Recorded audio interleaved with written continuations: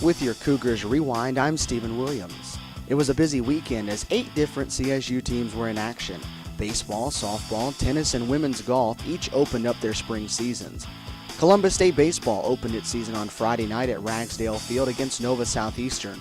The Cougars got on the board first with 2 runs in the 4th inning as Brett Teschner doubled home Ryan Lewis and Cameron Griffin followed with a single that scored Teschner.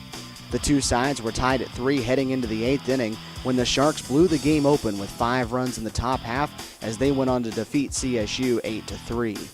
Columbus State and Nova Southeastern played 2 on Saturday to complete the weekend series. In Game 1, the Sharks scored multiple runs in 5 of the first 6 innings as they cruised to a 14-5 victory.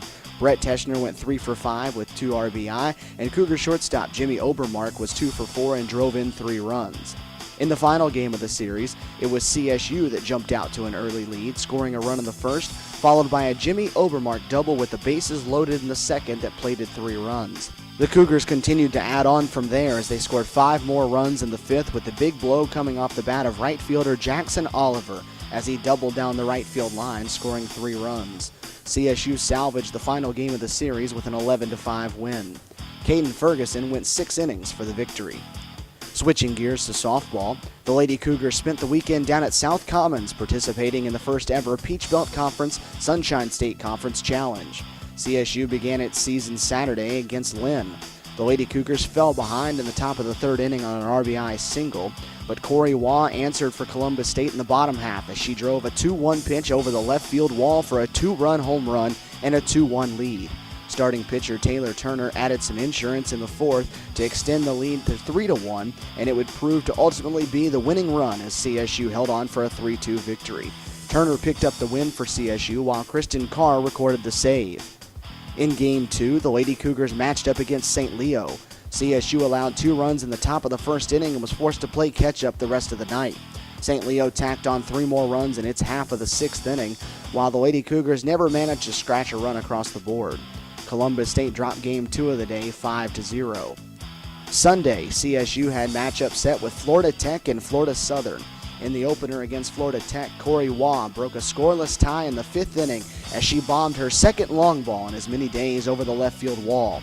Florida Tech answered right back with a run of its own in the bottom half of the inning, and with no score in the 6th or 7th, the game headed to extra innings. In the 8th, with Nina Rubio standing on 3rd base, Taylor Turner grounded a ball in the infield, and Rubio was able to slide around the catcher and avoid the tag to score what would eventually be the game-winning run in a 2-1 CSU victory. Kristen Carr went 6 2/3 innings for Columbus State, allowing just 1 run. Molly Russell recorded the final 4 outs for her first win. In the final game of the weekend, it took more late-inning heroics from CSU as the Lady Cougars found themselves trailing 1-0 heading into the 7th inning. With Bree Nolan on first base and 2 away, Brannigan Wicks doubled to the gap in left center, scoring Nolan to tie the game at 1. A hit batter and a walk followed to load the bases, and a pass ball allowed Wicks to score from 3rd and give CSU a 2-1 lead. Molly Russell set down the side in order in the bottom half to get the complete game victory.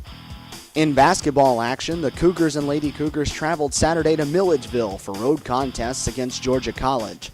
The Lady Cougars and Bobcats went back and forth in the opening game of the doubleheader, with both teams holding leads at different points in the first half. CSU trailed by 2 at halftime, but used a 12-0 run in the second half to take a 6-point lead with 11 minutes to play. However, Georgia College closed the game on a 25-15 run and knocked off the Lady Cougars 71-67. Columbus State is now 11-9 overall and 7-6 in conference play. Taryn White led CSU with 15 points, while Shatil Bradford scored 12 and grabbed 8 boards. Kirsten Reed added 10 points and 5 assists. It was much of the same in the men's half of the doubleheader, as both teams held first-half leads, but the Bobcats led by 6 at halftime. Columbus State held a 38-37 lead with 12.5 minutes to go, but Georgia College put together a 21-6 run that put the game away. The Bobcats defeated Columbus State 59-51.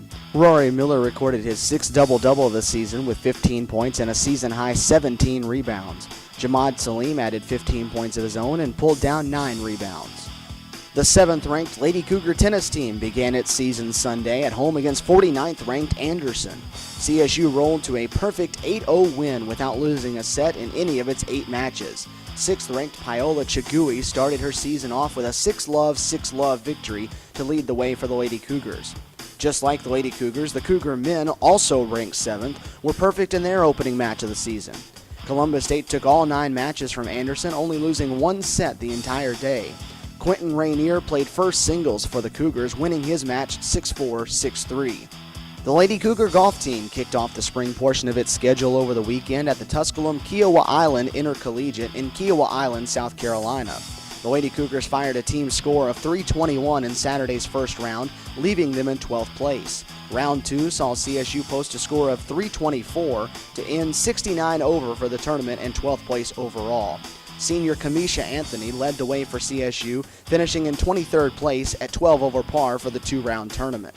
Finally, the CSU rifle team headed to Moorhead, Kentucky this weekend to compete in the Ohio Valley Conference Championship. After the first day of action Saturday, Columbus State found itself in 4th place, but the Cougars dropped a spot on Sunday and ended the event in 5th. J.S. Fielding was the top shooter for CSU with an aggregate score of 1143. Jay Cross and Courtney Duncan each posted aggregate scores of 1131. Fielding was named to the All-OVC newcomer air rifle team, while he, along with teammates Jay Cross and Duncan Anderson, were named to the All-OVC newcomer small bore team. It was a busy weekend indeed for Columbus State Athletics as the spring sports are officially underway. Remember, you can connect with CSU Athletics on Facebook at www.facebook.com/CSU Cougars and also on Twitter by following @CSU Cougars.